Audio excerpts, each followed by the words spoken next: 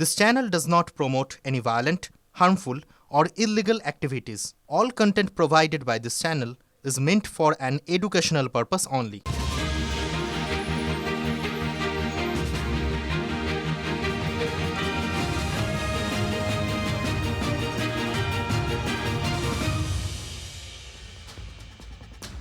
Vote পর্ব চলাকালীনই খেয়াল করে দেখুন, প্রধানমন্ত্রী নরেন্দ্র মোদী এই বাংলার মাটিতে দাঁড়িয়ে বলেছিলেন, এবারের নতুন সরকারের শপথে আমাকে আসতেই হবে, অর্থাৎ বাংলায় যে সরকার হতে চলেছে, কারণ সরকারটা হচ্ছে বিজেপির সরকার। এতটাই দৃঢ় সংকল্প এবং কনফিডেন্ট ছিলেন তিনি। কাল শনিবার সেই মাহেন্দ্রক্ষণ, সত্যিই প্রধানমন্ত্রী আসছেন বাংলায় নতুন সরকারের শপথে, শুভেন্দু অধিকারীর সরকারের শপথে। जिसको देखकर मन, आत्मा, शरीर सभी के अंदर खुशी की लहर लौटती है। इतना बड़ा विधायक दल भारतीय जनता पार्टी का आज हमारा है, वो सभी नवनिर्वाचित विधायकों को मेरा प्रणाम, राम राम। কাল মুখ্যমন্ত্রী পদে শপথ নেবেন ব্রিগেড প্যারেড গ্রাউন্ডে শুভেন্দু অধিকারী। ঐতিহাসিক এই মুহূর্তের সাক্ষী থাকতে শনিবার সকাল সকাল চলে আসছেন প্রধানমন্ত্রী নরেন্দ্র মোদী। সকাল 10:25 নাগাদ কলকাতা বিমানবন্দরে পৌঁছানোর কথা আছে তার। এরপর সড়ক পথে তিনি পৌঁছে যাবেন ব্রিগেডে শেষ মুহূর্তের প্রস্তুতি চলছে এখন। থাকবে 16 আনা বাঙালিয়ানার ছোঁয়া, দিনটিকেও সেরমভাবেই বেছে নেওয়া হয়েছে। আমন্ত্রিত অনেক অতিথিকেই দেখা যাবে ধুতি পাঞ্জাবিতে। এমনিতেই পশ্চিমবঙ্গে জেতার পর সেদিন প্রধানমন্ত্রী যখন ভাষণ দিচ্ছিলেন জাতির উদ্দেশ্যে, বিশেষ করে বাঙালির উদ্দেশ্যে, তখন তিনি ধুতি পাঞ্জাবি পরেছিলেন। শুভেন্দুদের এই যে বাঙালি বেশে শপথ নিতে দেখলেও আশ্চর্য হওয়ার কিছু থাকবে না। কাল আবার 25শে বৈশাখ, ওই আগেই বলছিলাম দিনটির কথা। বাংলা এবং বাঙালির প্রাণের রবীন্দ্রগানও শোনা যাবে। মিষ্টি মুখের জন্য থাকবে সীতাভোগ, মিহিদানা। প্রধানমন্ত্রী প্রচারে এসে বাংলায় ঝালমুড়ির প্রেমে পড়ে গিয়েছিলেন। ঝালমুড়ি এখন মুখে মুখে, তখনই বলে গিয়েছিলেন ঝালমুড়ি খেয়েই বিজয় উৎসব হবে। তাই কাল ব্রিগেডে ঝালমুড়ির আয়োজনও থাকছে। শুভেন্দু অধিকারীও গুরুদায়িত্ব নেওয়ার জন্য মানসিকভাবে একদম প্রস্তুত। প্রত্যাশা মতোই বদলের বাংলার ভার শুভেন্দুর কাঁধেই দিয়েছে বিজেপির কেন্দ্রীয় নেতৃত্ব। ভরসার কাঁধ, পরিবর্তনের কাণ্ডারি তিনি। পশ্চিমবঙ্গের নবম মুখ্যমন্ত্রী হতে চলেছেন শুভেন্দু অধিকারী। দল দায়িত্ব বুঝিয়ে দিতেই সরকার গঠনের দাবিপত্র নিয়ে আজ লোকভবন, মানে আগে যা ছিল রাজভবন, লোকভবনে পৌঁছে গিয়েছিলেন শুভেন্দু অধিকারী। তার সঙ্গী ছিলেন বিজেপির জয়ী বিধায়করা। রাজ্যপালের কাছে সরকার গড়ার দাবিপত্র পেশ করেন। তার আগেই শুভেন্দু জানিয়ে দেন কোন মন্ত্রে চলবে তাঁর সরকার। কথা কম, কাজ বেশি। আমি নয়, আমরা। কথা কম, কাজ বেশি। যে গুরু দায়িত্ব আপনারা দিয়েছেন পালন করার চেষ্টা করব, এবং আমি নয়, আমরা আমরা আমরা আমরা আমরা আমরা সংগঠন সর্বোপরি। মেদিনীপুরের মাটি থেকে ফের বাংলার মুখ্যমন্ত্রী। এর আগে কে হয়েছিলেন বলুন তো? অজয় মুখোপাধ্যায়। মেদিনীপুরের মাটি থেকে ফের বাংলার মুখ্যমন্ত্রী অজয় মুখোপাধ্যায়ের পরে শুভেন্দু অধিকারী। কাঁথির শান্তিকুঞ্জ, মানে যেটা অধিকারী বাড়ি, নতুন পরিচয় এখন সিএম হাউস। পরিশ্রমের ফল পাচ্ছে শুভেন্দু। ছেলের জন্য স্বাভাবিকভাবেই গর্বিত বাবা মা। শুভেন্দুর মা, মাসির মুখে শুভেন্দুর ছোটবেলার কথা শুনুন। এই বিপুল জয়, শুভেন্দুদা যেভাবে পরিশ্রম করেছে সারা বাংলা জুড়ে। না, তা তো ঘটনা। 20 সালের পরে, ডিসেম্বরের পরে যে পরিশ্রম করেছে, এবং আর ঘর আছে, দুয়ার আছে, সংসার আছে বলে কোনোদিন মনে করেন। এবং আমরাও কখনো শুধু খবরটা নিতাম কোথায় আছে, এইটুকুন আর কোন জায়গায় আছে, এইটুকুন খবর নিতাম। আর তো আমাদের কোনো স্কোপই ছিল না।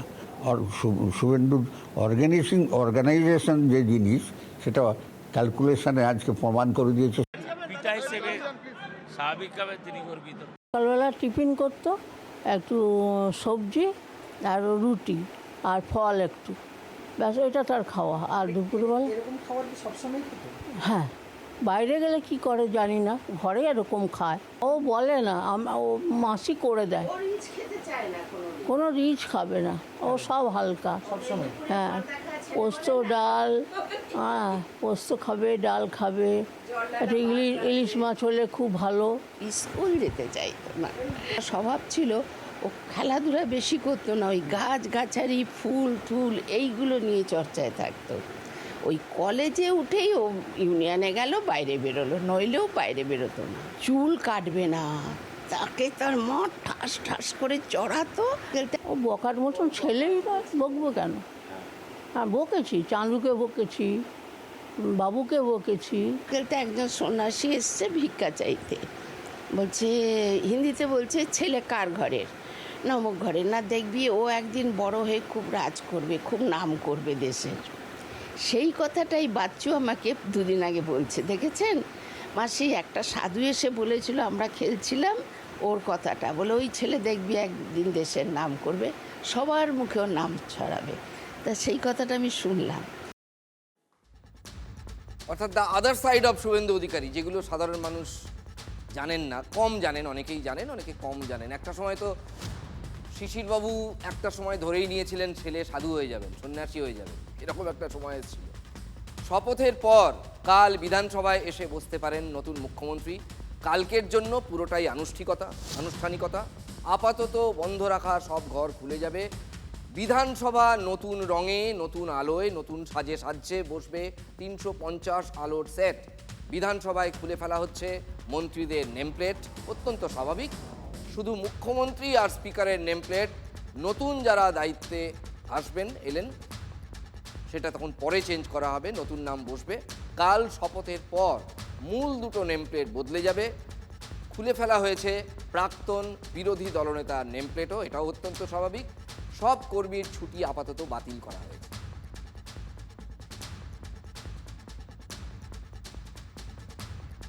পশ্চিমবঙ্গে নতুন সরকার শপথ নেবে শনিবার, তার আগে সেজে উঠছে বিধানসভা ভবন। এই মুহূর্তে একদিকে যেমন রঙের পোচ লাগানো হচ্ছে বিধানসভার বিভিন্ন গ্রিলগুলোতে, পাশাপাশি আলো দিয়ে সাজানো হয়েছে বিধানসভা ভবন। তবে এক্ষেত্রে আরেকটু গুরুত্বপূর্ণ সংযোজন বা যে সম্ভাবনাটা উঠে আসছে, যে নতুন সরকারের সচিবালয় এই বিধানসভা চত্বরেই প্ল্যাটিনাম জুবিলি স্মারক ভবন, যে ভবনটি তৈরি করা হয়েছিল, সেই ভবনেই হতে পারে নতুন সরকারের সচিবালয়। সেই কারণে সাজো সাজো রব গোটা বিধানসভা ভবন জুড়ে। ক্যামেরায় মাখন পাত্রের সঙ্গে সৌরভ গুহ, TV9 বাংলা, কলকাতা। গেরুয়া বঙ্গে চাহিদা বাড়ছে, বিপুল চাহিদা এখন পদ্ম ফুলের। হাওড়ার ফুলবাজার গেছেন তো, সেখানে এখন দেদার বিকোচ্ছে পদ্ম ফুল।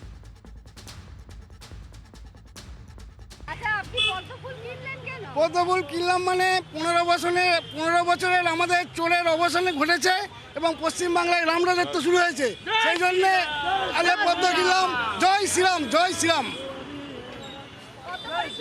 10 টাকা পদ্মর কিন্তু এমন কিছু নেই। আমরা চাইছি পশ্চিমবাংলা, আমরা জনগণ উজাড় করে পদ্ম ফুলকে ভোট দিয়েছে, আমরা চাই এই পদ্ম পশ্চিমবাংলার স্বর্ণ করে একদম গোটা পশ্চিমবাংলা আমাদের ভালোভাবে রাজত্ব চলবে, সুশাসন চলবে। চোরের রাজত্ব শেষ হলো, আমাদের সুশাসন শুরু হলো।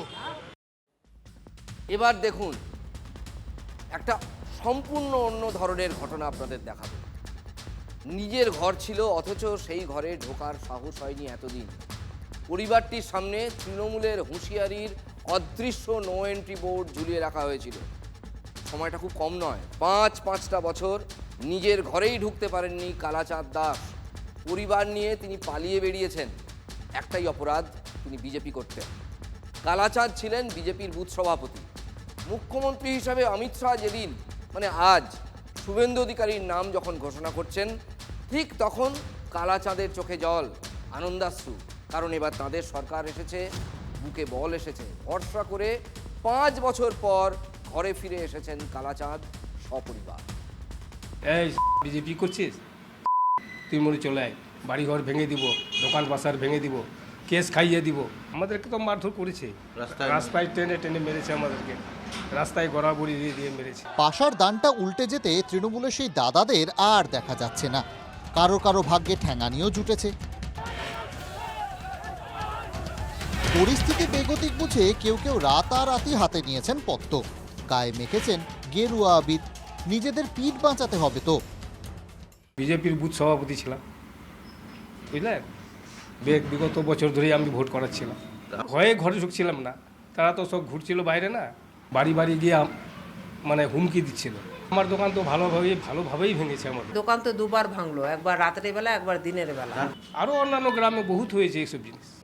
21-এর ঘরছাড়ারা কবেই ফিরেছেন, কিন্তু ভোট পরবর্তী হিংসার শিকার মালদার হরিশ্চন্দ্রপুরের এই দাস পরিবার কোনো আশ্বাসেই ভরসা রাখতে পারেননি, তাই ঘরে ফেরার ঝুঁকিও এতদিন নেননি। চৌঠামের ফল দেখে রাজনীতির হাওয়া বদলে ঘরে ফিরে এসেছেন। ভরসার নাম নরেন্দ্র মোদী। তৃণমূলের নজর এড়িয়ে পরিবারের সবাই এবার ভোটটাও দিয়ে গিয়েছিলেন। ভয় আউট, ভরসা ইন। বিজেপির সরকার হচ্ছে নিশ্চিত হওয়ায় ওরা ঘরে ফিরে এসেছেন। 2021 সাল থেকে ঘর ছাড়া ছিলাম, লুকিয়ে এসে ভোট দিতে হয়েছে আমাদেরকে, কারোর সামনে না, লুকিয়ে এসে ভোট দিয়ে এখন আবার বাইরে চলে গেলাম। যখন সরকার ক্ষমতায় আসলো শুনতে পেলাম, তারপরে আমরা সাহস করে বাড়িতে আসতে পারলাম। বড় ছিল, ঘর ছাড়া ছিল, আমার হাজব্যান্ড, ছোট ছেলে সব জেলে ছিল। এখনো অবধি আমাদের 5 বছর ধরে এখনো কেস চলে। বিজেপির বুথ সভাপতি ও তার পরিবার, তার পুত্র, তারা সকলেই লুকিয়ে লুকিয়ে এতদিন দিন কাটাতেন।